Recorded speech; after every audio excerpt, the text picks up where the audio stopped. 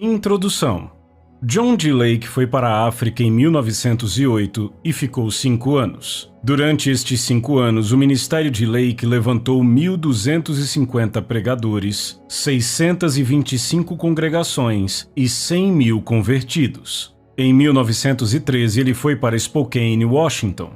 Em 5 anos em Spokane, houve 100 mil casos documentados de cura divina através do seu ministério. E houve tantas curas que Spokane, Washington, foi declarada a cidade mais saudável dos Estados Unidos da América. Bem-aventurados os que têm fome e sede de justiça, porque eles serão fartos. A fome pode ser uma coisa boa. É o que há de mais persuasivo que eu conheço. É um incentivador maravilhoso. Nações têm aprendido que pode-se fazer qualquer coisa com uma população, contanto que estejam com fome. Mas, quando eles ficam com fome, fique atento.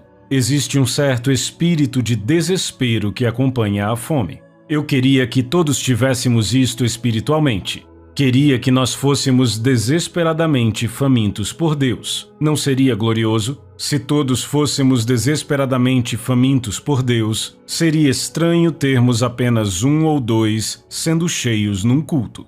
Bem-aventurados os que têm fome e sede de justiça. Justiça é simplesmente o rigor de Deus. O rigor de Deus em seu espírito, o rigor de Deus em sua alma, o rigor de Deus em seu corpo, o rigor de Deus em seus interesses, na sua casa, nos seus negócios, em todo lugar. Deus é um Deus onipresente. Seu poder opera para todos os lados. O artista pinta uma aura ao redor da cabeça de Jesus que mostra que existe uma radiação de glória em sua pessoa. É a glória radiante do Deus que habita, irradiando através da sua personalidade. Não há nada mais maravilhoso do que Deus habitando na vida humana. A maravilha mais suprema que Deus já demonstrou foi quando Ele tomou a posse dos homens. Pelo Espírito Santo, Ele vem e se apossa daqueles que estão com fome. Bem-aventurados os que têm fome. Eu garanto a vocês que depois da crucificação de Jesus, havia 120 famintos em Jerusalém. Eu não acredito que, se eles não estivessem tão famintos, teriam sido tão gloriosamente cheios. Foi porque tinham fome que foram cheios. Algumas vezes ficamos inclinados a pensar que Deus é mecânico, como se Ele sempre marcasse uma data para este ou aquele evento acontecer. Mas minha opinião é que uma das obras do Espírito Santo é a de preparador. Ele vem e prepara os corações dos homens previamente, colocando dentro deles uma fome estranha por aquele evento que foi prometido por Deus, até que ele aconteça.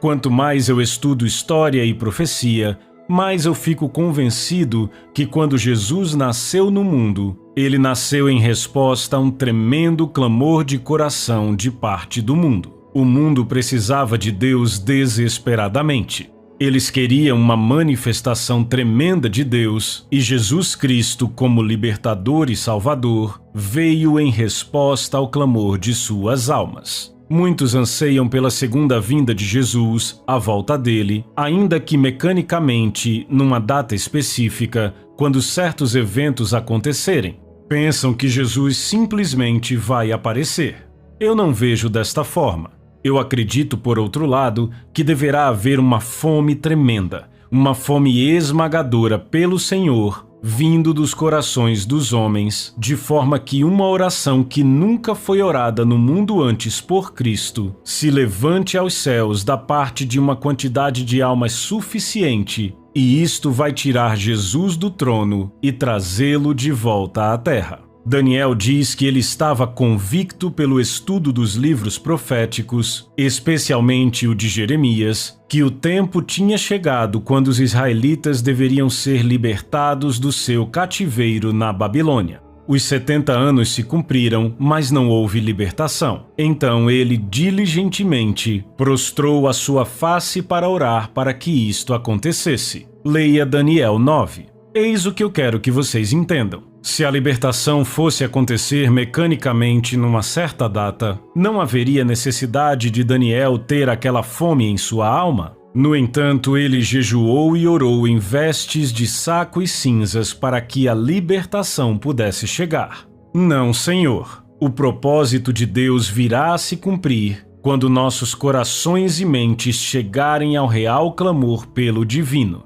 Quando a oração verdadeira pelo divino chegar ao nosso espírito e o desejo real por Deus tomar a nossa natureza, algo irá acontecer a partir daí. Não importa o que a sua alma possa estar cobiçando ou desejando, se isto se tornar o calor supremo em sua vida, não um assunto de segundo plano ou terceiro ou quarto ou quinto ou décimo, se isso se tornar o desejo supremo da sua alma, o assunto sublime, todos os poderes e energias do seu espírito, da sua alma e do seu corpo, buscando e clamando a Deus por uma resposta, vai acontecer. Vai acontecer. Eu vivi numa família que, por 32 anos, nunca deixou de ter um inválido em casa. Antes de eu completar 24 anos de idade, tínhamos enterrado 4 irmãos, 4 irmãs e 4 membros da família estavam morrendo, inválidos, sem ajuda e sem esperança. Eu constituí a minha própria casa, casei com uma bela mulher e nosso primeiro filho nasceu. Em pouco tempo vi o mesmo trem demoníaco que vinha seguindo a família do meu pai chegar à minha. Minha esposa se tornou inválida, meu filho era uma criança doente. De tudo isto, uma coisa se desenvolveu em minha natureza: um clamor por libertação. Eu não sabia nada sobre o assunto de cura, afinal de contas, eu era um evangelista metodista. Mas meu coração estava clamando por libertação. Minha alma tinha chegado ao ponto onde eu tinha desistido de depender do homem. Meu pai tinha gastado uma fortuna com a família para nada, como se não houvesse parada para o trem do inferno. E deixe-me contar a vocês, não existe impedimento humano, porque a coisa está estabelecida no profundo da natureza do homem, profundo demais para qualquer remédio material alcançar.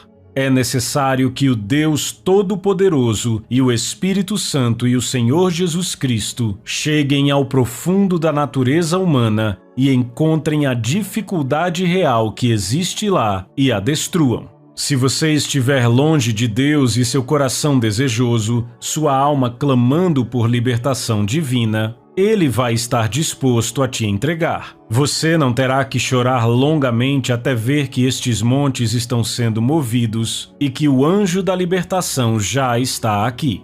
Eu finalmente cheguei naquele ponto onde o meu clamor supremo do coração era por libertação. Lágrimas foram derramadas por libertação durante 3 anos, até que a cura do Senhor se manifestasse a nós. Eu pude ouvir os choros e gemidos, a miséria e os soluços, e sentir o desespero da minha família. Meu coração chorava, a minha alma soluçava, o meu espírito derramava lágrimas. Eu não conhecia o suficiente para pedir a Deus diretamente por isto. Não é estranho os homens não terem senso suficiente para pedirem a Deus por dificuldades físicas, assim como pedem pelas espirituais, mas eu não o fiz. Contudo, bendito seja Deus, algo amadurecia em meu coração, uma fome real. E a fome da alma de um homem deve ser satisfeita. É uma lei de Deus que está nas profundezas do espírito. Deus responderá ao coração que clama.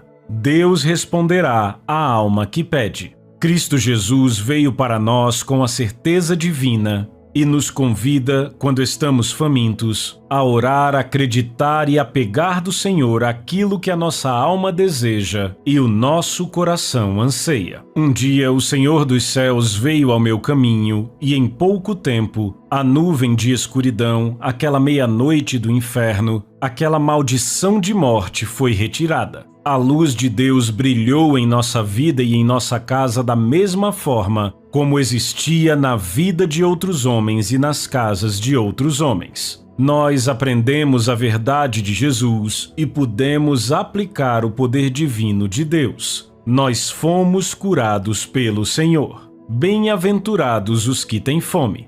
Irmãos, comecem a orar para ter fome. Eu quero contar uma história. Uma vez eu estava com sapatos de neve em Samaria, Michigan, onde eles costumavam ter cerca de 1,5 metro de neve. Eu caminhei por 30 milhas com meus sapatos de neve e estava cansado e desgastado. Cheguei em casa e vi que minha esposa tinha saído para fazer uma visita. Então, eu fui para a casa da minha irmã. Descobri que eles tinham saído também. Eu entrei na casa e comecei a procurar por algo para comer. Eu estava quase faminto. Encontrei um grande bolo que parecia com um pão de milho. Ele ainda estava um pouco quente e cheirava bem. Comi ele todo. Eu achei aquilo meio estranho, parecia que tinha uns caroços dentro. Eu não entendia a combinação e não entendia muito de cozinha. Assim que eu acabei de comer, minha irmã e seu marido entraram. Ela disse: "Meu Deus, você deve estar cansado e faminto." Eu disse: "Eu estava, mas acabei de achar um bolo de milho e comi ele todinho."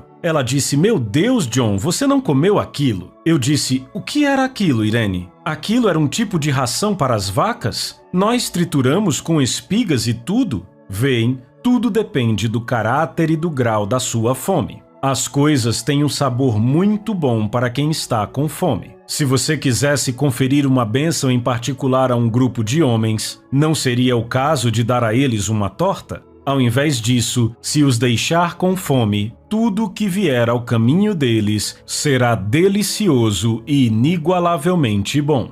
Eu amo contar esta história porque é a história de um homem faminto. Pouco depois de eu ir para a África do Sul e Deus começar a trabalhar maravilhosamente na cidade de Joanesburgo, um açougueiro que vivia nos subúrbios foi alertado pelos seus médicos que tinha desenvolvido um estado de tuberculose e que possivelmente não viveria mais de 9 meses. Ele decidiu se precaver para que a sua família fosse bem cuidada depois que ele partisse. Ele comprou uma fazenda e passou a desenvolvê-la de forma que, quando ele morresse, sua família tivesse condições de subsistência. Um dia, ele recebeu uma carta dos seus amigos em Joanesburgo, contando sobre a vinda do que eles chamavam de irmãos americanos e das coisas maravilhosas que estavam acontecendo. Eles contaram sobre um fulano de tal e sobre sua sobrinha que era uma inválida numa cadeira de rodas há 5 anos que foi curada por Deus, e como um dos seus parentes tinha sido batizado no Espírito Santo e estava falando em línguas, sobre outros amigos e vizinhos que foram batizados e curados. Eles contaram sobre a mudança poderosa que havia acontecido na comunidade e toda a obra vigorosa e maravilhosa que Deus produzira. Dan Von Vuren, o açougueiro, pegou a carta e se arrastou para debaixo de uma acácia. Ele repassou a carta com Deus e começou a discutir com o Senhor. Ele disse: "Deus do céu, se você pôde vir para o senhor fulano de tal, um bêbado, e libertá-lo do seu pecado e salvar a sua alma colocando nele a alegria do Senhor, se você pôde vir para esta minha sobrinha salvar a alma dela, curar o seu corpo e torná-la uma bênção ao invés de um peso e um fardo aos seus amigos, se você pôde vir para o fulano e ele foi batizado com o Espírito Santo e falou em línguas, Senhor, se você pôde fazer estas coisas em Joanesburgo, você pode fazer algo por mim também." Ele se ajoelhou, colocou sua face no chão e clamou a Deus que fizesse algo por ele. Naquela manhã, Von Vuren ficou tão mexido lendo aquela carta que o seu desejo de ser curado se tornou maior do que qualquer outra coisa em sua consciência. Seu coração alcançou Deus e naquela manhã a sua oração chegou até o céu e Deus veio em sua vida. Em 10 minutos ele tomou todo o fôlego que precisava e a dor tinha ido embora. A tuberculose tinha desaparecido e ele era um homem curado. Mas isso não foi tudo. Ele não só recebeu a cura física, mas Deus também literalmente desceu e possuiu a vida daquele homem até que ele não compreendesse mais a si mesmo. Ao me contar isto, ele disse: "Irmão, uma nova oração dos céus nasceu em meu espírito. Eu tinha orado pela salvação da minha esposa por 18 anos, mas nunca conseguia ir além. Mas naquela manhã eu orei como nunca. Tudo estava feito quando eu entrei em casa. Ela se levantou e olhou para mim por 2 minutos, até que raiou em sua alma a percepção de que eu tinha sido gloriosamente curado por Deus. Ela não me perguntou como aquilo aconteceu, mas caiu de joelhos, levantou as mãos para o céu e disse: "Ore por mim, Dan. Pelo amor de Deus, ore por mim. Eu tenho que encontrar Deus hoje." E Deus veio à sua alma. Ele tinha 11 filhos maravilhosos. A sua esposa e ele começaram a orar e dentro de uma semana, a casa inteira, os 13, tinham sido batizados no Espírito Santo. Ele foi para a fazenda do seu irmão, contou a maravilha que Deus tinha feito, orou por aquilo e em pouco tempo 19 famílias foram batizadas com o Espírito Santo. Deus encheu a vida de Von Vuren tanto com a sua glória que uma manhã Deus disse a ele: "Vá para Pretória. Eu vou enviar você para diferentes membros do parlamento." No palácio executivo, ele foi levado à presença do premier Louis Botha. Botha contou-me sobre isso depois. Ele disse: "Lake, eu havia conhecido Von Vuren no tempo em que ele era um garoto. Eu tinha conhecido ele como um sujeito descuidado e brincalhão. Mas aquele homem entrou no meu escritório e ficou a 3 metros da minha mesa. Eu o observei e antes que ele começasse a falar, eu comecei a tremer em minha cadeira. Eu me ajoelhei. Eu tive que enfiar a minha cabeça embaixo da mesa e chorar a Deus. Isto porque ele se parecia e falava como Deus. Ele tinha a majestade de Deus. Ele estava sobre-humanamente maravilhoso." Von Vuren então foi ao escritório do secretário de Estado, depois ao do secretário do Tesouro. Quase a mesma coisa aconteceu em cada caso. Por 18 dias, Deus o manteve indo de um departamento para o outro. Há advogados, juízes e oficiais naquele lugar, até que cada alto oficial do país soubesse que havia um Deus, um Cristo Salvador e um batismo no Espírito Santo. Tudo porque Dan Von Vuren tinha realmente sentido fome por Deus. Por muitos anos antes de sair da África, ele andou para cima e para baixo daquela terra como fogo ardente. Em todo lugar que ele ia, pecadores eram salvos, doentes eram curados, mulheres e homens eram batizados no Espírito Santo, até que ele ateou fogo em todos os distritos com o poder de Deus. Eu comecei a ler um antigo sermão que preguei em um clube de homens em Spokane, Washington, 8 anos atrás, intitulado O Chamado da Alma. Nele observei que contei a história de pessoas que vieram para a escola de Parham em 1900 e para quem, em resposta ao clamor de suas almas, Deus veio e os batizou no Espírito Santo. Todas as igrejas e missões de fé apostólica, Assembleias de Deus e outros movimentos são o resultado. Eu conheci a esposa do irmão Parham e sua cunhada, Lillian Thistlethwaite. Ela foi a mulher que trouxe a luz de Deus para a verdadeira santificação no meu coração. Não foi sua pregação ou suas palavras. Eu me sentei na casa de Fred Bosworth uma noite antes do Fred pensar em pregar o evangelho e ouvi Lillian Thistlethwaite, cunhada de Charles Parham, falar de Deus e do seu amor, da sua graça santificadora e poder, que é a real santidade. Não foram seus argumentos de lógica que me impressionaram, foi ela mesma. Foi a santidade divina que veio da sua alma, foi o Espírito do Deus vivente que saiu da vida daquela mulher. Eu me sentei na parte de trás da sala, o mais longe que pude. Eu estava satisfeito, vivendo bem no mundo, próspero com todos os acompanhamentos que vêm com uma vida de negócios bem-sucedidos. Mas naquela noite meu coração ficou tão faminto que eu caí de joelhos e aqueles que estavam presentes dirão a vocês que até hoje não se ouviu ninguém pregar como eu preguei. Bosworth disse muito depois: "Lake, existe algo que eu sempre vou lembrar sobre a sua vida. Naquela noite em que você pregou em minha casa, até as vigas tremeram. Até que Deus desceu, até que o fogo se espalhou, até que Deus veio e santificou os nossos corações.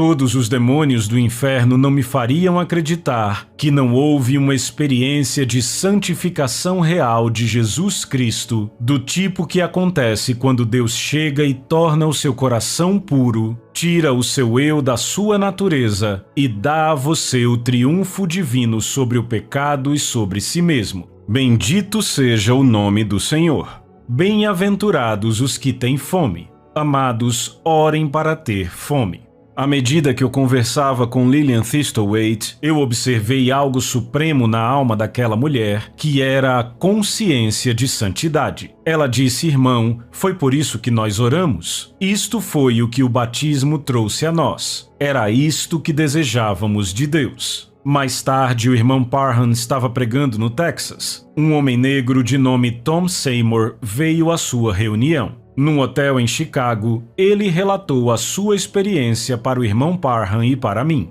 Havia uma profunda fome na alma daquele homem negro. Ele disse que trabalhou como garçom num restaurante para se sustentar, enquanto pregava em uma igreja para o seu próprio povo. Ele conhecia Deus como seu Salvador e Santificador. Ele conhecia o poder de Deus para curar, mas à medida que escutava Parham, ele foi convencido que havia algo maior: o batismo no Espírito Santo. Ele foi a Los Angeles sem recebê-lo, mas disse que estava determinado a pregar tudo de Deus que sabia para o povo. Ele disse: irmão, antes de conhecer o Parham, uma fome para ter mais de Deus estava no meu coração, de tal forma que eu orei por 5 horas por dia durante 2 anos e meio. Eu cheguei a Los Angeles e lá a fome não estava menor, mas maior. Eu orei: Deus, o que eu posso fazer? O Espírito disse: ore mais. Existem coisas melhores para se alcançar na vida espiritual, mas elas devem ser requeridas com fé e oração. Mas, Senhor, eu estou orando 5 horas por dia agora. Eu aumentei as minhas horas de oração para 7 e orei assim por 1 ano e meio, contou Seymour. Eu orava a Deus para que Ele me desse o que o Parham pregou, o Espírito Santo de verdade, de fogo com línguas de amor e poder de Deus, como os apóstolos tiveram. O Deus Todo-Poderoso colocou uma fome tal dentro do coração humano que quando o fogo de Deus vem, Ele o glorifica. Eu não acredito que algum homem nos tempos modernos tenha tido um dilúvio de Deus mais maravilhoso em sua vida do que aquele que Deus deu a esse querido companheiro. A glória e o poder de um Pentecostes real varreu o mundo. Aquele homem negro pregou para minha congregação de 10.000 pessoas, quando a glória e o poder de Deus estavam sobre seu espírito, e os homens tremeram e estremeceram e choraram a Deus. Deus estava nele. Bem-aventurados os que têm fome, pois serão fartos. Eu me pergunto do que estamos tendo fome. Temos uma fome realmente divina, algo que nossa alma está pedindo?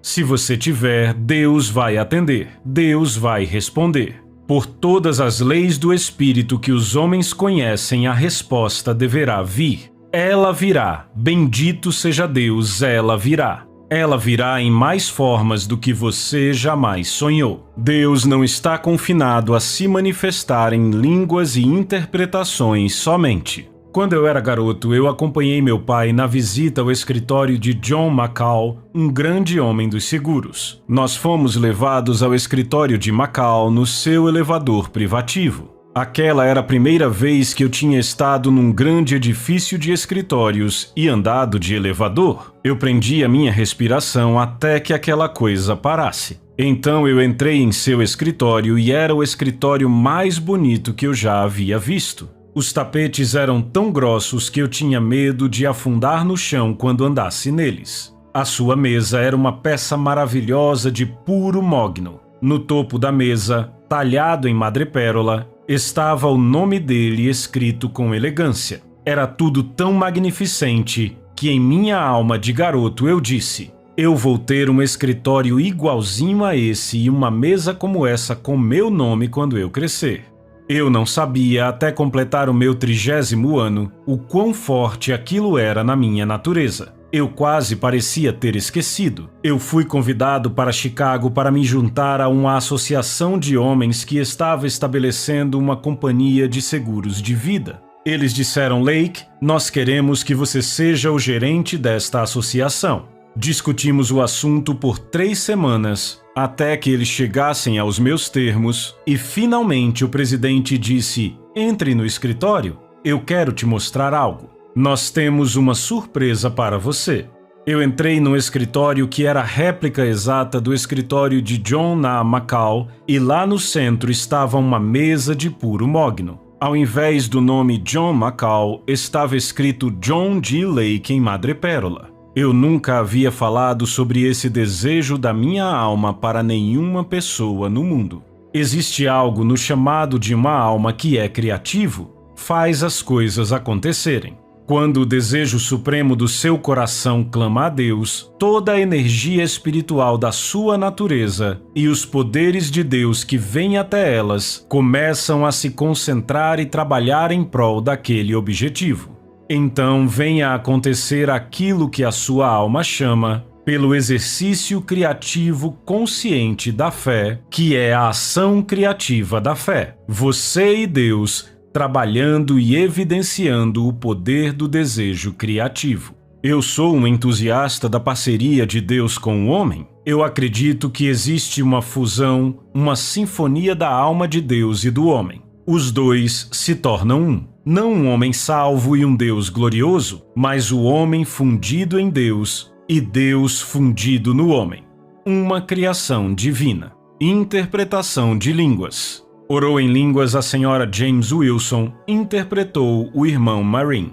Vocês receberão o desejo dos seus corações, se vierem perante mim em oração e súplica, pois eu sou um Deus que respondo a meus filhos. Vão em frente na batalha, porque eu estarei com vocês e cumprirei o desejo dos seus corações. Sim, orem para que tenham fome. Chamem e eu responderei, pois sou um Deus que ouve. Responderei o seu chamado. Venham diante de mim, humilhem-se aos meus pés, e eu responderei ao seu chamado. Sejam diligentes diante de mim e orem, sim, orem e supliquem, porque vocês estão vivendo os últimos dias, e o meu espírito nem sempre lutará com os homens. Mas vocês que se humilham perante mim, saberão que sou o seu Deus, que lhes fortalecerei pela direita e pela esquerda, e compreenderão e saberão que eu sou o seu Deus vivo.